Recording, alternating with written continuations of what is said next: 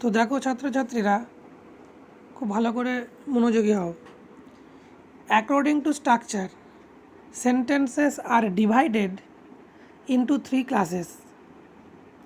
গঠন অনুযায়ী বাক্যকে 3 ভাগে ভাগ করা যায়। সেই 3টি ভাগ কী কী দেখো, আমি ক্লাসিফিকেশন করে দেখিয়েছি।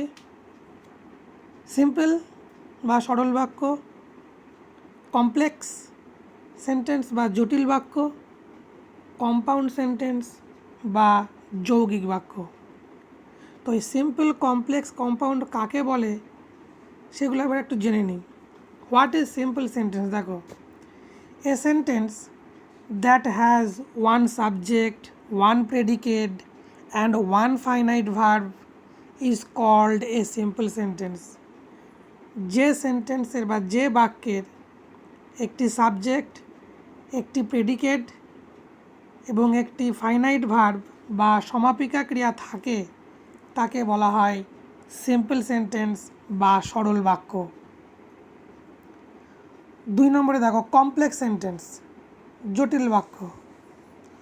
এ sentence that has one principal clause and one or more dependent clauses or subordinate clauses is called a complex sentence.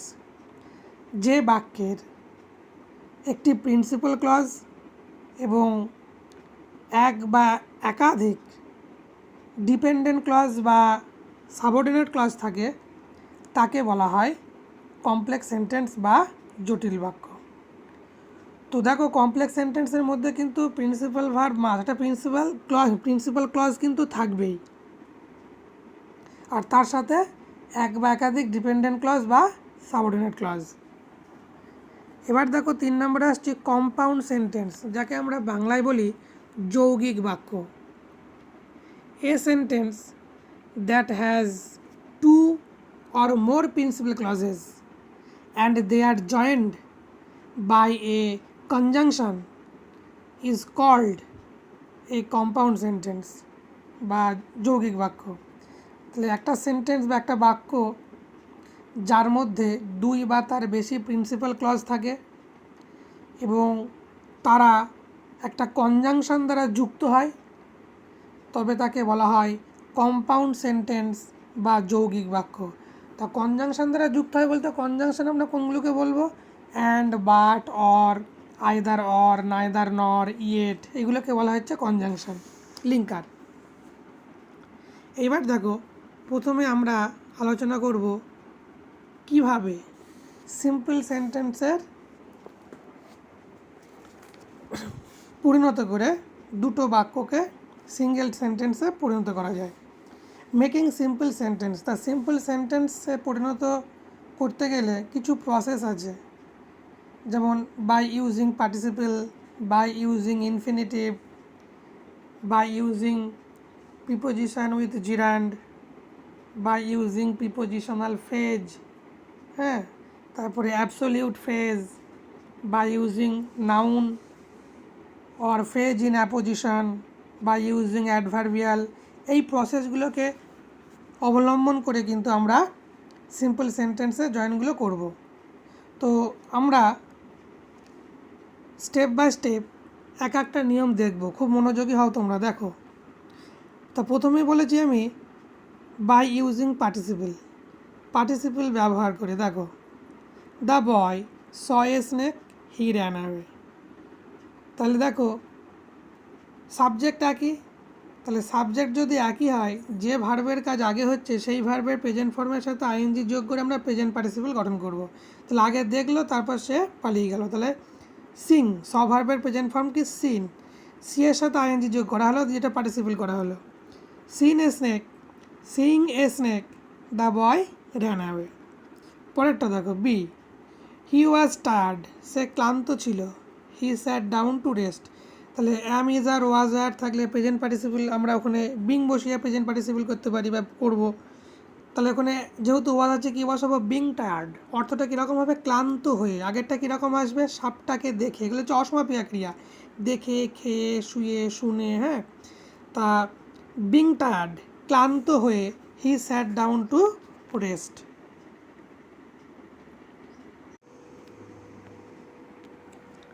তো দেখো সি এরটা, I saw a girl she was carrying a bag.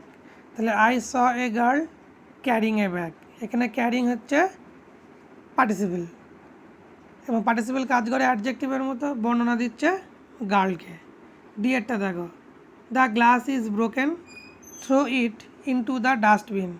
Throw the broken glass into the dustbin. তো দেখো এখানে broken glass, তাই না, গ্লাসের আগে পাস্ট পার্টিসিপেল ফর্মটা বসেছে।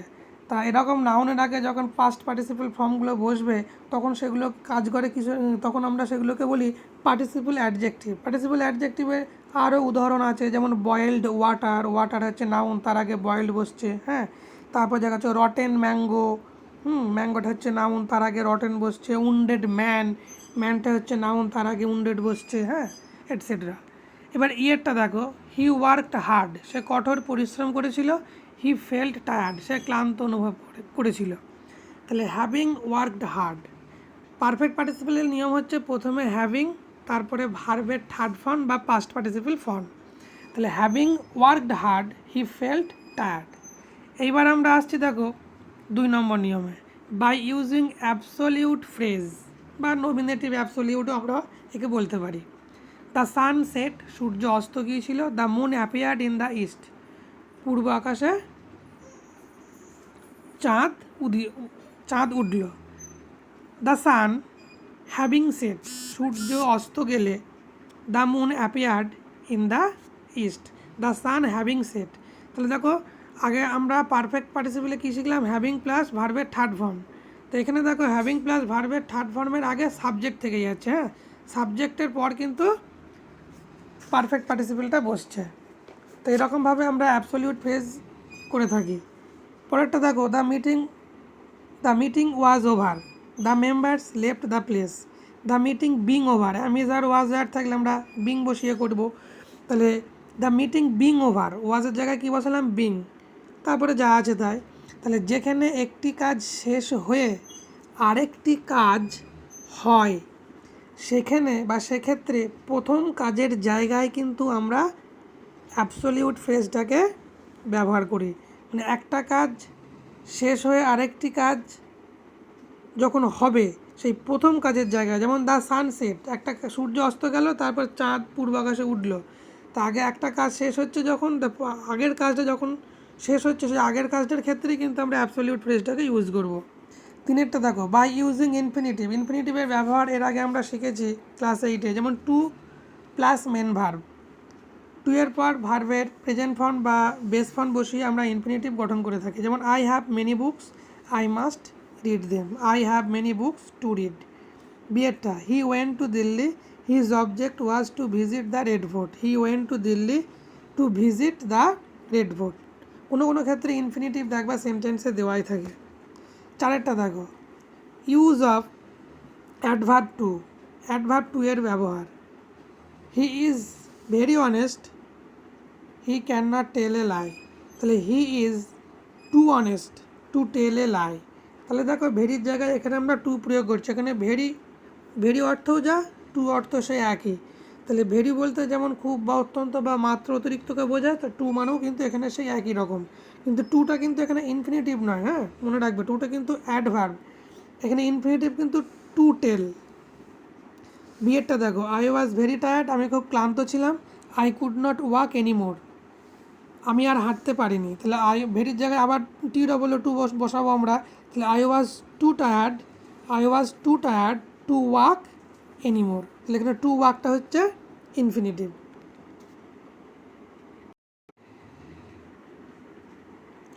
তো এবার দেখো 5 number, by using nouns or phrase in apposition. Noun সম্পর্কিত ফ্রেজকে আমরা আলাদা আলাদা করে দেখিয়ে সিম্পল সেন্টেন্সে জয়েন করতে পারি। এরটা দেখো, Delhi is the capital of India, it is a historical city. তাহলে দিল্লি একটা নাউন সম্পর্কিত এখানে ফ্রেজ কি, the capital of India. Phrase বলতে কী বোঝায়, a group of words without finite verb. তাহলে ভার্ব রাখলে হবে না ফ্রেজের মধ্যে। তাহলে Delhi comma the capital of India comma is a historical city. বিয়েরটা দেখো, mister Roy is the headmaster of our school, he is an honest man. তাহলে মিস্টার রয় একটা নাউন, কমা দিয়ে কী লিখবো, মিস্টার রয় সম্পর্কিত যে ফ্রেজ বা শব্দগুচ্ছ, তাহলে কী লিখবো, the headmaster of our school, comma is an honest man. তাহলে এক্ষেত্রে আমরা কি করি, নাউন এবং ফ্রেজকে আলাদা করা হলো, বা নাউন এবং ফ্রেজকে আলাদা আলাদা করে আমরা noun or phrase in apposition প্রয়োগ করি। ছয়েরটা দেখো, by using prepositions with nouns or gerunds. এরটা দেখো, she heard the news of her success, she began to dance. তাহলে on hearing the news of her success, she began to dance. আবার বিয়েরটা দেখো, we listen to the broadcast, we listen to the broadcast, আমরা বেতার সম্প্রচারে শুনেছিলাম, we realise that Bapu was no more. On listening to the broadcast, বেতার সম্প্রচারে শুনে, we realise that, আমরা উপলব্ধি করতে পেরেছিলাম, দ্যাট বাপু ওয়াজ নো মোর, যে বাপু আর নেই। তাহলে দেখো, প্রিপোজিশন বসছে প্রথমে, তারপর নাউন বা জিরান্ড ব্যবহার করা হয়। প্রিপোজিশন, তারপর নাউন বা জিরান্ড ব্যবহার করা হচ্ছে। তাহলে জিরান্ডটা কি, জিরান্ডটা হচ্ছে ভার্ব প্লাস আইএনজি, যার মধ্যে নাউন এবং ভার্বের ফোর্স থাকে, যার মধ্যে নাউন এবং ভার্বের ফোর্স থাকে, সেটাই হচ্ছে জিরান্ড। তো দেখো, এখানে একটু আমাদের একটু বোঝার ব্যাপার আছে, ভার্বের সঙ্গে আইএনজি যোগ করে জিরান্ড গঠিত হয়। যা, তো এবার দেখো 8 নম্বর নিয়মে কি বলছে, বাই ইউজিং অ্যাডভার্বিয়াল। হ্যাঁ, অ্যাডভার্বে পরিণত করে আমরা সিম্পল সেন্টেন্সে পরিণত করতে পারি। যেমন, হি could not reach the station in time, this was unfortunate. Unfortunate একটা অ্যাডজেক্টিভ, তাই না, এর সঙ্গে আমরা এলওয়াই যোগ করে অ্যাডভার্ব করে নিলাম। দেখো, আনফর্চুনেটলি, দুর্ভাগ্যবশত, he could not reach the station in time. Next, he spent all his money, this was foolish. ফুলিশটা অ্যাডজেক্টিভ, তাহলে he foolishly spent all his money. তো এরকমভাবে আমরা অ্যাডভার্বিয়াল বা অ্যাডজেক্টিভগুলোকে অ্যাডভার্বিয়ালে পরিণত করেও কিন্তু আমরা সিম্পল সেন্টেন্সে জয়েনিং করতে পারি।